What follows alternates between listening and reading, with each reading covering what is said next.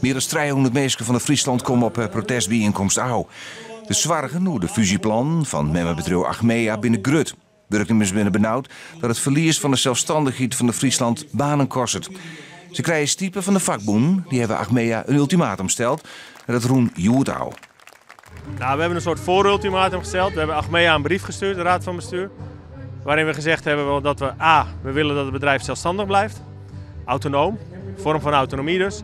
En de tweede eis was van als jullie door de rechter in het gelijk gesteld worden, dan gaan we voor behoud van werkgelegenheid. Dus dan willen we een werkgelegenheidsgarantie.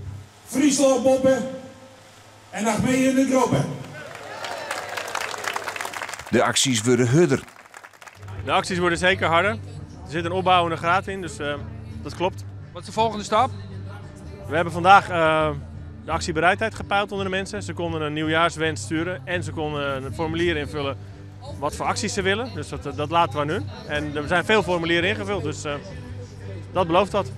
En de actievirus krijgen stiepen vanuit de gemeente Ljouwert. Ja, zeker. Ik bedoel, het is een enorm stuk belangrijk werkgelegenheid voor Leeuwarden.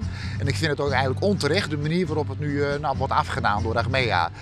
Als je ziet hoe het ontstaan is, FBTO heeft problemen, gaat naar het Zilveren Kruis en plotseling moet een goed draaiend bedrijf, die Friesland Zorgverzekeraar, een van de betere van Nederland, moet dan plotseling mee. Ik vind het volstrekt onlogisch. Half januari stapt de ondernemingsrier van het Friesland naar de rechter. Die zal dan zijn oordeel aan hoe de fusieplan.